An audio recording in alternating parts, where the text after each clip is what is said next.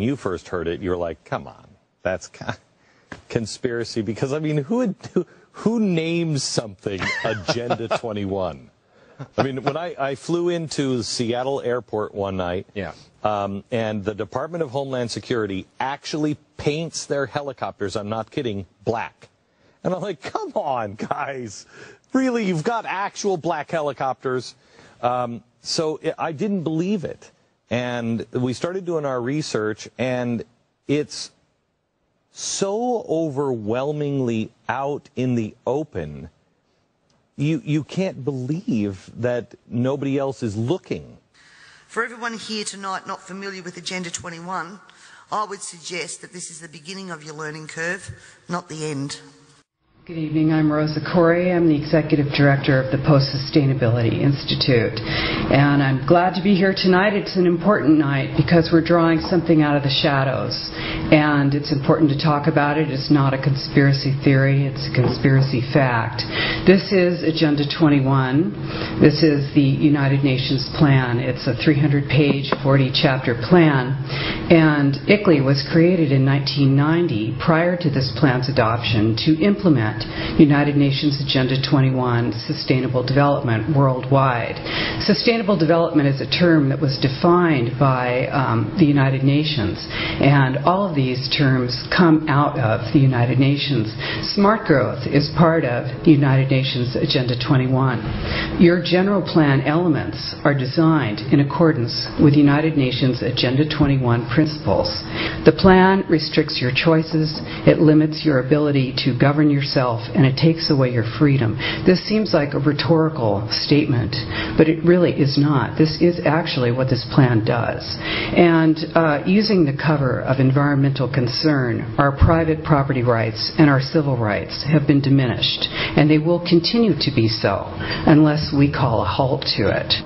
ICLEI is the International Council for Local Environmental Initiatives, but it changed its name so that you wouldn't know that it's international. It seems like all of these things seem like they sound so good. Sustainable development, green, vibrant, walkable, bikeable.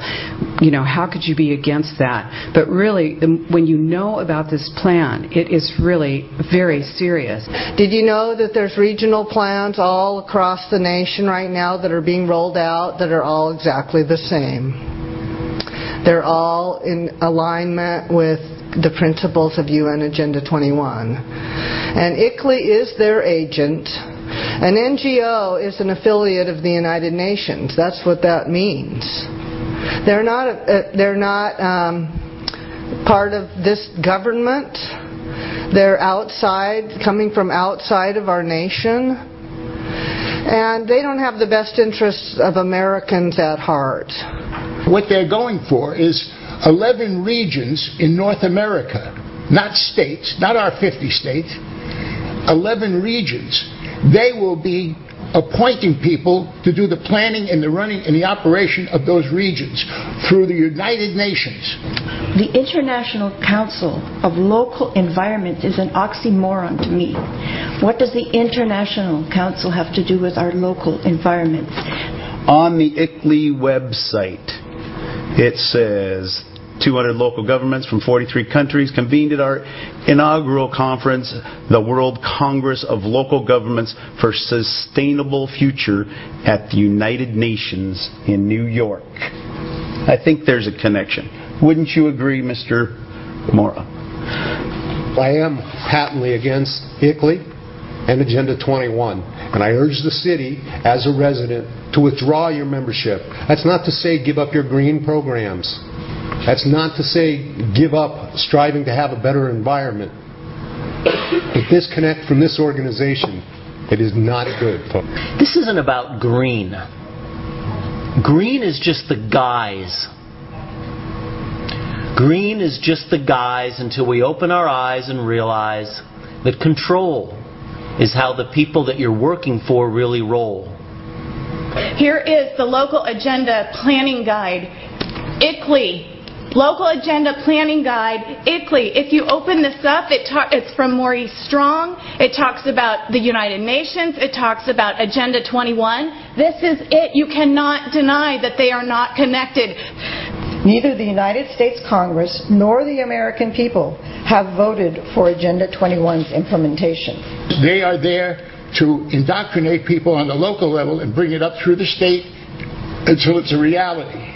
And these people are all here tonight because they sense the same jeopardy. I hope that you understand this is bigger than all your tree questions and your trash proposals or anything else. Former President of the United States, George Bush Sr. said, effective execution of Agenda 21 will require a profound reorientation of human society, unlike anything the world has ever experienced. A major shift in the priorities of both governments and individuals, and an unprecedented redeployment of human and financial resources. Dixie Ray, former Washington State Governor and Assistant Secretary for Oceans and International Environmental and Scientific Affairs, stated, Agenda 21 seeks to establish a mechanism for transferring the wealth from citizens to the third world. Fear of environmental crisis would be used to create a world government and UN central direction. This segment of our society, who fear one world government and UN invasion, through which our individual freedoms will be stripped away, would actively work to defeat any elected official who joined the conspiracy by undertaking Agenda 21. So we will call our process something else. We will call it comprehensive planning or growth management or smart growth. We ended up with sustainable development. Sustainable development has become the popularized expression for Agenda 21. Agenda 21 is the 1992 United Nations Rio Declaration on the Environment and Development. It is the agenda for the 21st century you're living in today. For a brave new world where everything that you cherished and held true will no longer exist. Agenda 21 defines itself as the comprehensive plan of action to be taken globally, nationally, and locally by organizations of the United Nations systems. It also elevates nature above man. And it contains something called the precautionary principle, where basically you're guilty until you're proven innocent. Sustainable development is the philosophy designed to bring human beings across the globe under the full control of a narrow human elite. It's a 40-chapter document to basically control the world. It's based entirely on socialist control mechanisms.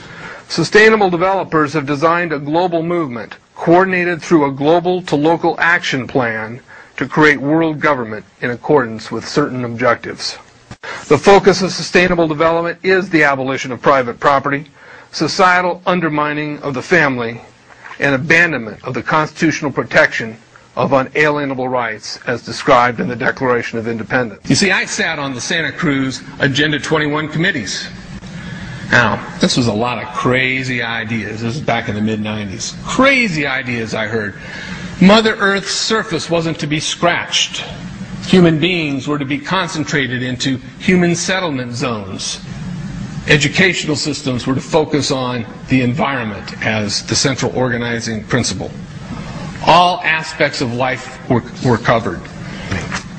Well, I went to these committees at the request of some people who told me that I needed to understand what was going on, and I came back and I said, this is craziness.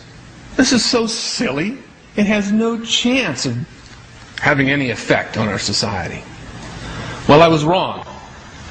The United States government's support for sustainable development, Agenda 21, is very clear.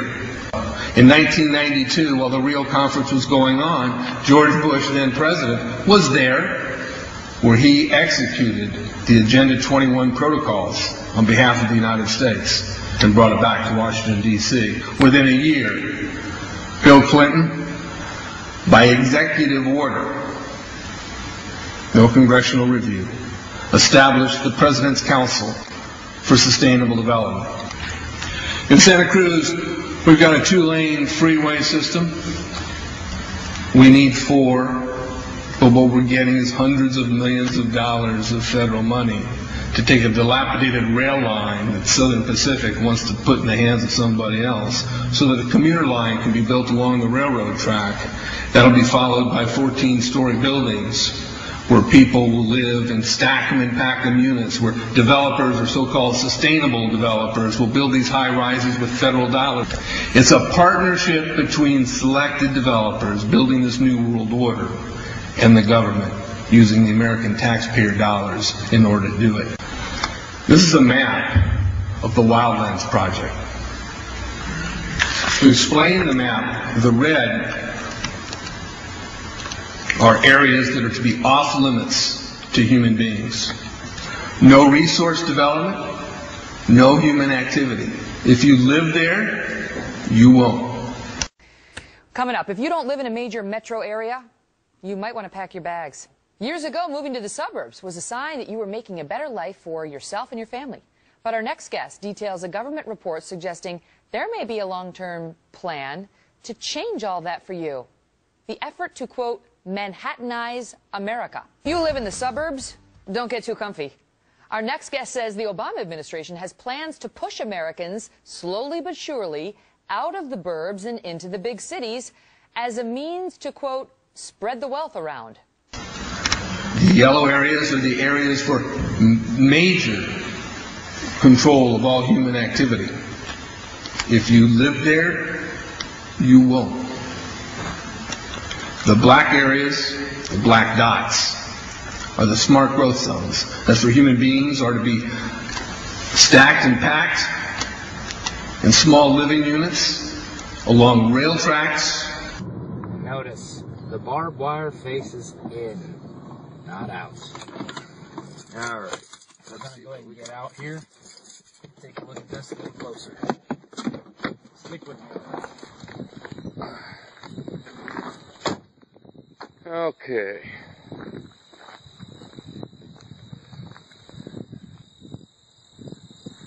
And these buildings are pretty massive. They could hold a whole lot.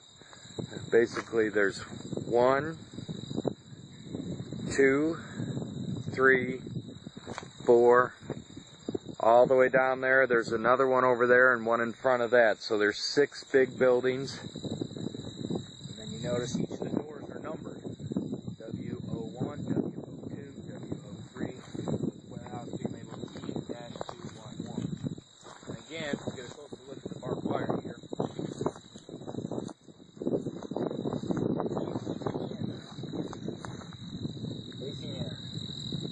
You can see the railroad tracks that go on the sides of all the buildings.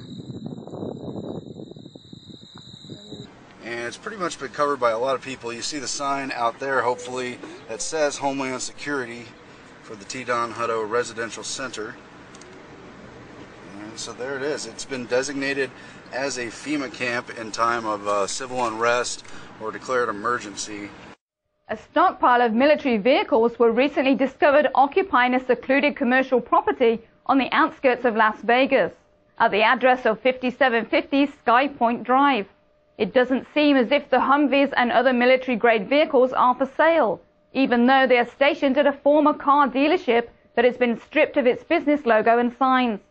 It would appear as if the equipment is deliberately being hidden from the public on this secluded property surrounded by barbed wire fences. The front of the building, which can be seen while driving north on Interstate 95 while departing from Vegas, is littered with pedestrian vehicles. After closer investigation, it was clear that the former United Dodge dealership is some sort of military station, judging from the soldiers on the property all dressed and outfitted in army fatigues. However, there is no clear indication or signage posted certifying that it is a United States military base. One 18-year-old boy named Jonathan, who lives in the area, proclaimed the military has been there for 6 months now. His friends added, "We think it's a secret undercover operation or military base." Charlotte Iserby, I owe you an apology. I did not believe for the longest time it was a deliberate dumbing down. I thought the dumbing down was a natural consequence of a bad idea. Folks, it's deliberate. It's deliberate. The sustainable globalist goal is the orchestration of a planned fall of American principles, values, and lifestyles. The effect on the average American will be devastating. With modernizing technology, the ordinary person will live without independence, privacy, or substantive rights. This government has been working overtime to take away our rights to common law through many pieces of legislation. Common law is what guarantees us an ability to correct injustices. This coming year, I promise you, you will also hear debate over a number of pieces of legislation that will further erode our common law rights. And you have to get behind me on this, ladies and gentlemen, to stop this from going through. As Agenda 21 became more and more apparent to me, I began using the line in Parliament that government was now declaring war on its own citizens. And that goes back as far as 2008. This, of course, led me to being labelled a conspiracy theorist. But here we are now, openly talking about Agenda 21 and the ramifications we will see in a short period of time if this is not stopped in its tracks. The environmental crisis will be the international disaster that will unlock the new world order, one world government.